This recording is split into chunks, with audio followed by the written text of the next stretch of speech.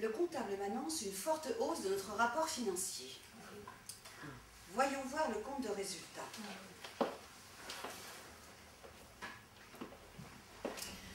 Alors, chiffre d'affaires en nette progression sur 2007. Achat, stock matières premières, salaire en augmentation. Charge sociale, oh, c'est le gouffre. Résultat d'exploitation correct, dotation aux amortissements, impôt sur les bénéfices. Oh, alors là, c'est le trou total. Bénéfices, bon, correct. Synthèse, activité, marge commerciale, marge globale, valeur ajoutée, excédent brut d'exploitation, amortissement et dépréciation, résultat financier, résultat net. Alors maintenant, capital social, 1800 actions à 20 € pour moitié à Madame Lise Choiseau, 450 actions pour Christophe Choiseau, 450 actions pour Edwige Choiseau. Donc, répartition des bénéfices. Les enfants sont à l'abri du besoin. Si l'argent ne fait pas le bonheur, il y contribue un peu. Résumons donc. Les ventes sont en hausse, les salaires aussi. Je maîtrise donc la situation en vue des prochaines négociations syndicales. Madame la directrice. Oh Christophe, je t'en prie, ne te moque pas. Mais non, je ne me moque pas. Je viens de mon cours de tennis et je suis épuisé. Ben, je vois bien mon pauvre chéri, t'es tout en sueur. Ben oui. Je viens de croiser dans le couloir un représentant syndical. Il m'a l'air vachement remonté. Je te conseille d'être ferme. Parce que faut pas de faiblesse dans les affaires. Hein. Oh Christophe, pas de faiblesse. J'estime quand même que depuis le décès de ton papa, j'ai su assurer la direction de notre entreprise. Oui, mais t'es une femme, maman. Et tu sais bien qu'en tant que telle, t'es constamment obligée de prouver ton autorité aux hommes pour qu'ils te respectent. C'est comme ça. Je sais, je sais. Conseil, conseil. Je crois entendre ton pauvre papa. Je ne suis plus une petite fille. Et dis-toi bien que si je gère notre entreprise, mon chéri, c'est pour toi.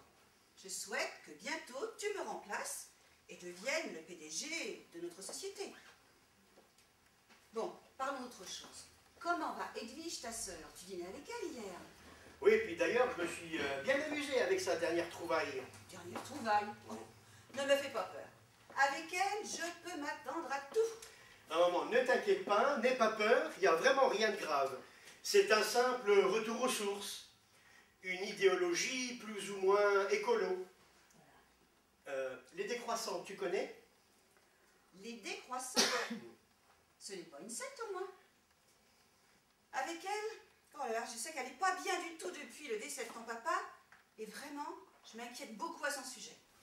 Salut la famille! Oh, ma grande fille chérie. Mais justement, on parlait de toi avec ton frère. Je ne t'attendais pas aujourd'hui. C'est que tu as besoin de quelque chose. Maman et les affaires. Lâche un peu l'affaire, donne un peu de pouvoir à Christophe. Oh, Edwige, maman se débrouille très bien, je lui fais entièrement confiance. Oui, tu lui fais confiance pour mieux t'adonner à tes loisirs. Pas intéressé, le frangin. Bon, les enfants, le comptable vient de me remettre le bilan du dernier exercice. Le chiffre d'affaires est nettement en hausse. Maman et l'amour du travail. Oh, écoute, Edwige, si je ne venais plus au bureau, je m'ennuierais un peu. Et puis, vois-tu, maintenant, j'ai pris l'habitude de gérer les affaires. Et j'ai l'impression d'être encore utile. Puis, tu sais, à la maison, la solitude, c'est terrible. Oh, maman, tu vas pas remettre ça. Papa n'est plus là, mais nous, on existe. Il faut te secouer un peu et ne pas rester sur des émotions négatives, c'est pas bon pour toi. Il faut réagir face à l'adversité et se battre. Se battre avec une raquette et une balle de tennis. On se calme. Hein. Après tout, chacun essaie de s'accrocher à la vie comme il peut. Toi, avec le tennis, et maman, avec les affaires. Oui. Et toi, avec tes lombriques? Tes lombriques, Edwige. Aide-moi à comprendre, je ne saisis pas bien du tout. Je vais t'expliquer. Je m'initie à l'écologie, au naturel, quoi. J'ai acheté des lombriques. Tu sais, ces petits vers de terre que j'ai mis dans un de mes tiroirs de la cuisine et je leur donne à manger mes poubelles végétales. Alors, ils transforment ces détritus en terreau que je pourrais mettre dans ma jardinière sur le balcon. Une pierre deux coups, moins de déchets dans mes poubelles et de l'engrais pour mes plantes. Oh là là! Quel génie, ma soeur! T'en as d'autres des idées comme ça? Oui, alors je récupère également tous les déchets, les objets de la déchetterie, et je les amène à notre association. Avec cela, on fait plein de choses. Tu verrais, c'est incroyable. Tiens, mon chapeau. Je l'ai fait moi-même en réutilisant des matières naturelles nobles. Oh là là là là! Des matières naturelles nobles, de la déchetterie, excusez-moi, moi je préfère du Lacoste ou du Benetton ou encore mon Adidas. Ça au moins, ça fait partie de ma personnalité, mon image de marque. Oui, chacun se démarque à sa manière. Bon, les enfants, ce n'est pas que je voudrais vous mettre à la porte, mais j'ai rendez-vous avec le délégué syndical. Il ne devrait plus tarder, nous avions rendez-vous vers 15h30. Hein? Bien, à ce soir, les enfants, n'oubliez pas, on dîne ensemble. Oui, on te laisse à tes affaires. Allez, à ce soir.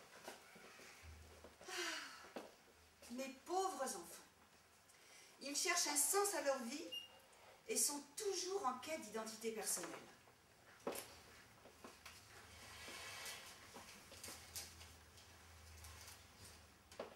Si je n'étais pas là pour diriger notre société,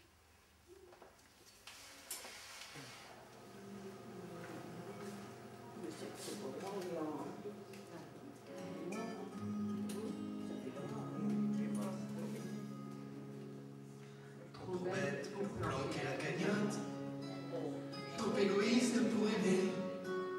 J'ai jamais su ouvrir la porte à ceux qui voulaient m'habiter.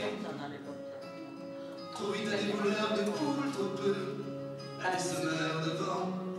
J'ai jamais su ouvrir la porte, j'ai jamais su prendre le temps. J'ai jamais su porter de drapeau, l'insigne d'une bande. Sur le blouson, derrière le dos, pas de symbole, pas de légende. Jamais su donner de repères, trop peur d'être manipulé. J'ai jamais su ouvrir la barrière, ou alors j'ai oublié. Ce soir, tu frappes à ma porte. Tu crois que c'est facile de quitter son enfant, d'abandonner son île. J'ai mis trop de temps à bâtir de Dieu aux sécurités qui me protègent pour l'avenir violent de fraternité. T'étais où quand ça allait mal? Dans quelle galaxie? Lisais ton journal? Soignais-tu tes brebis? Quand j'ai crié au secours, avant de briser la voix, tes théories d'amour m'ont fait sourire tout bas.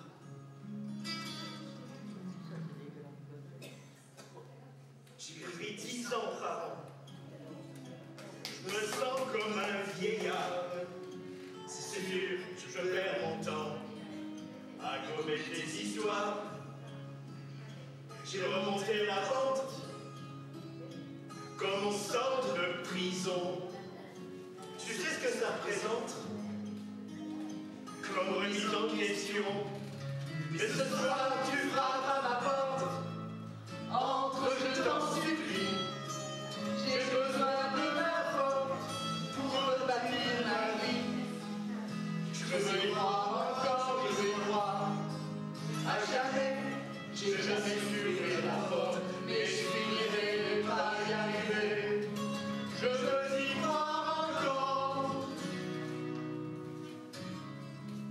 Je veux y croire à jamais.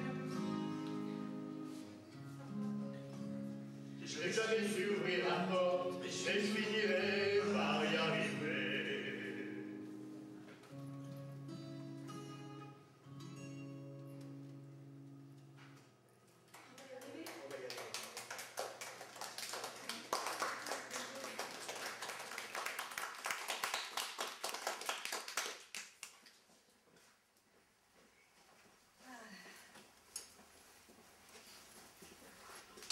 C'est parti, Anthony.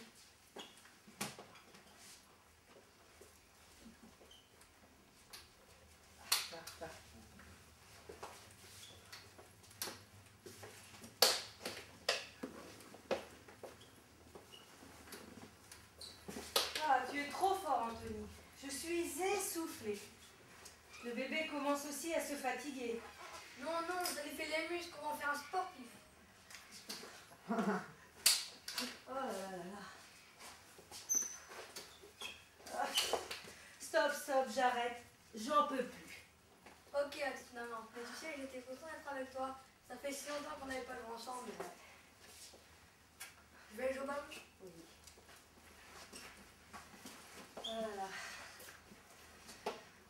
C'est vrai que je n'ai pas le cœur à jouer. Mais pour mes enfants, il faut bien que je continue de vivre. Depuis que mon mari a disparu, subitement, dans un accident de voiture, j'essaye de faire face.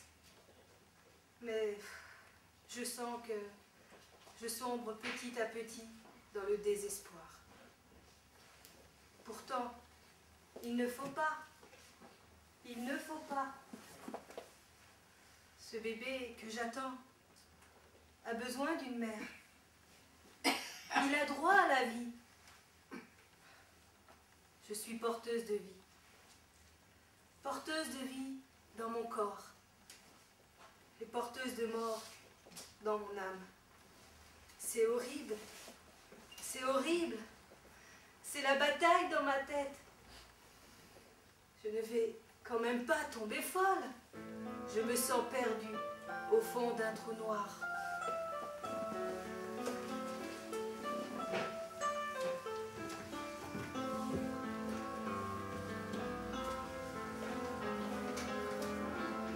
Je suis comme au fond d'un trou noir. Il ne me reste aucun espoir. Mais la nuit sans fin, pas même allumions un fil de lueur pour redonner chaleur à ma vie, perdue au fond de ce trou noir.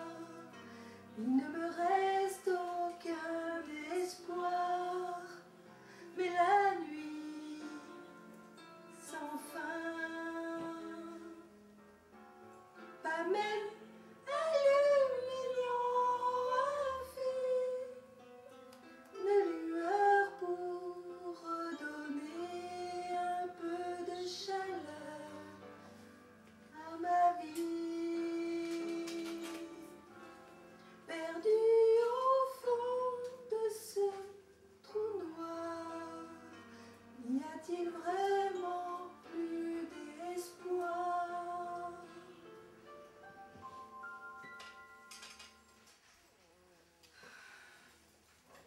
Mais pour mes enfants, il faut que je me batte. Il faut que j'assume. Je n'ai pas le choix. Quelle heure est-il?